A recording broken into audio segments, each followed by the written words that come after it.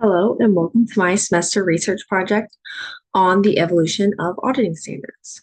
I chose this topic because sometimes it can get confusing with all the acronyms. We have GAAP, we have GAAS, the Generally Accepted Auditing Standards. We have ISAs, FASB, Statements on Auditing Standards, SAS. I remember the first time I saw Generally Accepted Accounting Standards, auditing standards. I thought it was a typo for GAAP.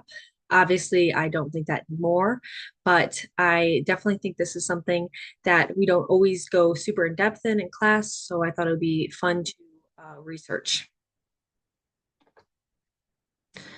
So this is just a little overview on the purpose of auditing standards and why they're important. They provide guidelines for auditors in conducting audits on a company financial statements. They ensure accuracy, reliability, and consistency across audits across the country. We're looking especially at the United States. They facilitate compliance with GAAP and other regulatory bodies, and they must change and evolve over time, which we'll see in this presentation, especially with the companies that they audit, the new frauds that come along with evolving technology, and different expectations of auditors and companies that come with scandals such as Enron. So this is kind of the first half of my timeline here, which is the beginning of standardized auditing in the United States. So this ignores the beginnings of auditing, which really have been going on since the beginning of time in ancient Egypt and Greece when officials would conduct checks on public funds. It also ignores worldwide. In Britain, auditing was already a thing, and the impact of the Industrial Revolution, which ended in the 1820s, which impacted the Joint Stock Companies Act in 1844 in Britain, which required auditors be appointed for joint stock companies. But truly in the United States, the beginning can kind of be seen with the establishment of the AICPA in 1887. The American Institute of Certified Public Accountants, which is the nonprofit organization which sets technical and professional standards for CPAs. When it was founded, it was known as the American Institute of Accountants, but now we know it as the AICPA. And then there is the big catalyst for change in this timeline, which is the stock market crash and the Great Depression beginning in 1929, which triggered the Securities Act of 1933 and the Exchange Act of 1934, which occurred in 1933 to 1934. And these acts required all SEC registrants to have their financial statements audited by independent CPAs. So this was a huge piece of legislation for auditing. Before the 1930s, also, the direction and scope of audits were determined completely with the discretion of the auditor. So this offered some standards and regulation on audits. And the Securities Act of 1933 specifically regulates new securities, and the Exchange Act of 1934 specifically regulates securities that are already being traded, which we'll go into that in the next slide. And then 1934, the Committee on Auditing Procedures was formed, and generally accepted auditing standards were created in their first form, which we will talk about that as well. So the Securities Act of 1933, already kind of talked about it, but it introduced mandatory financial statements disclosures. That is why financial statements must be publicly available for publicly traded companies now. And it required financial statements to be audited by independent auditors.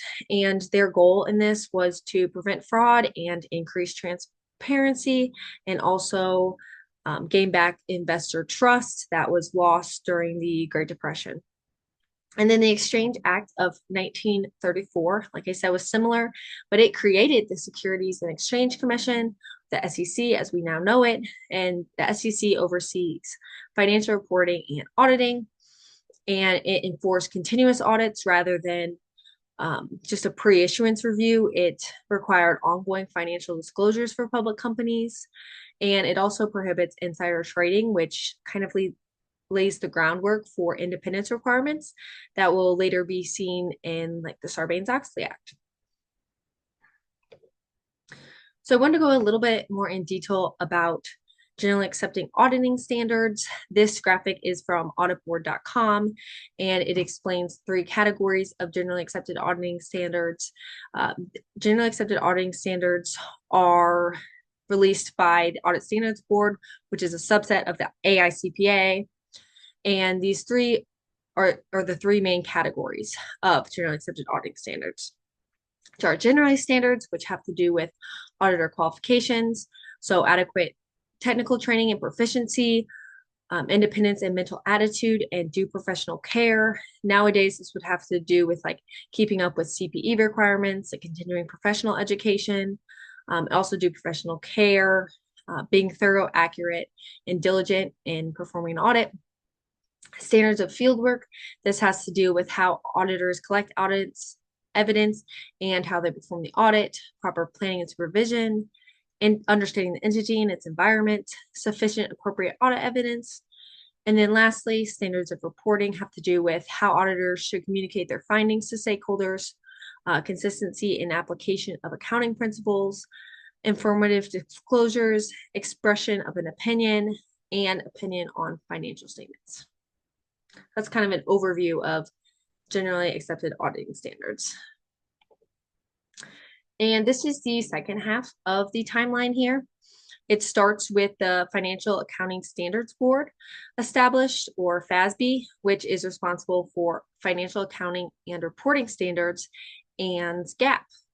And then in 1979, we have the International Auditing and Assurance Standards Board, IAASB, which was founded. And later in the 1970s, correlating with that is the early development of International Standards of Auditing, or ISAs. And then 1970s again, we have early development of statements on auditing standards, which are also issued by the AICPA. This is kind of a subset of generally accepted auditing standards, but while generally accepted auditing standards provide the foundation and framework for conducting audits, statements on auditing standards are more detailed, and they offer specific instructions on the auditing process and more detailed guidance on how to implement generally accepted auditing standards. And then, of course, the big catalyst of change during this time period, the collapse of Enron and WorldCom 2001 and 2002, and then the Sarbanes-Oxley Act of 2002. So Sarbanes-Oxley Act of 2002, one of the main things that it did was establish the Public Company Accounting Oversight Board, the PCAOB as we know it, which oversees the audits of public companies. It also established stricter independence rules, which was an issue in the Enron and WorldCom case. For example, limiting the non-audit services that audit firms could provide to their audit clients, including bookkeeping, actuarial, or management functions. Emphasize internal controls, which were not a concern before the Sarbanes-Oxley Act. Public companies were now required to have internal controls, and auditors were required to report on them and assess their effectiveness. And then protections for whistleblowers. We talked about this a little bit in class, but it protects whistleblowers from retaliation from their employers and allows them to seek legal remedies. And it increased responsibility for CEOs and CFOs and holds them personally responsible for the accuracy of financial statements. And this is important because it holds the company responsible and auditors responsible. And also the emphasized internal controls opens doors for SOC reporting and offers a greater need for auditors, especially since they're losing the ability to perform non-audit service to their audit clients. This increased the need in a different way. And then just continuing on with the Sarbanes-Oxley Act, we have Section 404, which again, we're talking about controls. All annual reports must control an internal control report, which states management's responsibility to maintain adequate internal controls, assess their effectiveness and shortcomings, and of course for auditors to report on these as well. There's improved corporate governance. We talked about this. Audit committees must be independent of management and include at least one financial expert. So before Sarbanes-Oxley, it was said only about 51% of audit committees were independent from management, where now this is a requirement. And it prompted fewer financial misstatements. Audit board said that the number of misstatements dropped by over 50% from 2006 to 2012, which would make sense with the stricter rules. And then restore public confidence in financial markets, or if that was its main goal after the fall of Arthur Andersen, was to hold auditing firms and their companies responsible and gain the trust of the public again. So then I want to talk a little bit more about the International Auditing and Assurance Standards Board, or IAASB, and International Standards of Auditing, ISAs. So the International Auditing and Assurance Standards Board is an independent standard setting body which is pushing towards harmonization between auditing standards across the world. There are members of different countries. What it is for each country represented, there's one member of that country that either is a part of the country's standard setting body or was a part of the country's standard setting body, and they get together and release these ISAs. And these ISAs, the International Standards of Auditing, don't have direct authority, but they do have authority when they are adopted by countries, which they are in many cases here. And they are very important. They talk about how they're important for Americans because Americans invest in financial countries that use these standards, and subsidiaries of financial companies in the United States use these standards. A lot of companies are becoming global, and it's really interesting to go to their website. Their meetings are streamed on YouTube, and you can look at their meeting agendas available on their website, and they're usually voting on ISAs and different changes that they can make to ISAs. So it is pretty interesting. And this is the board. This is half the board. The next slide will show the other half of the board. So you can kind of see what countries are represented. We have the United States, we have the United Kingdom, Saudi Arabia, Argentina, France, New Zealand, China, Canada, India, Australia, Brazil, the Netherlands, Germany, United Kingdom, and Japan. Which kind of leads me to the future considerations for auditing standards. So we talk a lot about cryptocurrency. Cryptocurrency is a fairly new topic. It was first created in 2009, and there actually is cryptocurrency regulation that was introduced in 2024, but has not yet been enforced. Once regulation is enforced, there will most likely be auditing standards on how to audit these securities. And then, of course, with the emergence of artificial intelligence, there will be standards on how to audit with artificial intelligence the same way as there's standards on how to audit with different audit softwares. We know artificial intelligence can be useful for auditors, especially in journal testing and audit planning and identifying risks and assessment procedures. And there will likely be standards on how to use artificial intelligence safely and how to supervise it. And then auditing AI. As more companies use AI, the big problem with AI that will likely need to be audited is energy consumption. We know artificial intelligence uses a lot of energy. So it kind of correlates with the next point as well, the push for environmental, social governance, ESG, and sustainability. So I could see in the future a new SOC report for artificial intelligence or for sustainability, in which artificial intelligence is a subset of that. just talking about what controls are in place to offset the excessive energy use, or with ESG, what controls are in place to reduce your carbon footprint. And of course, with these new auditing, um, new things to be audited, there'll be new standards to know how to audit these metrics, such as how to audit carbon footprint metrics or energy consumption. And then these are the future directions for generally accepted accounting standards specifically. These are specifically from auditboard.com. But I do agree with a lot of them, as you said, and they're kind of similar with the ones that are from just my overall research and from the semester. They predict that there will be a greater emphasis on technology and data analytics.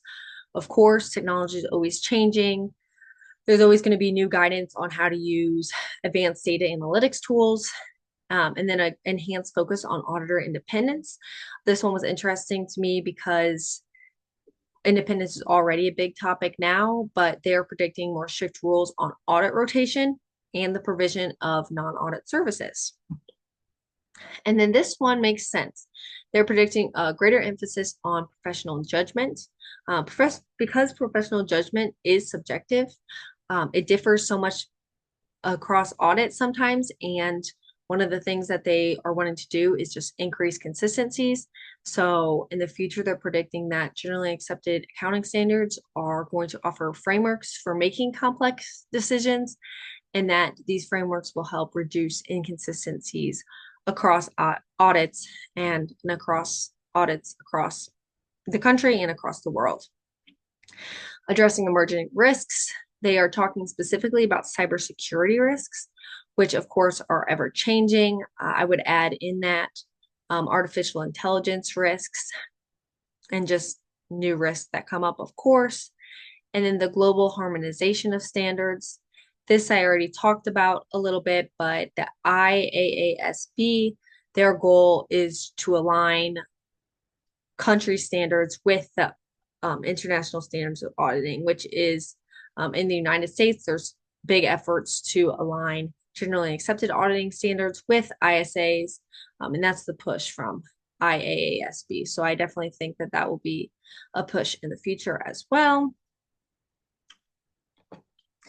And of course, this is a research project, so I do have to cite my sources here. There's a lot of good information on the history of auditing in here. Could have gone more in depth even on the beginnings of auditing. And thank you for listening. And I hope you enjoyed learning about the evolution of auditing standards.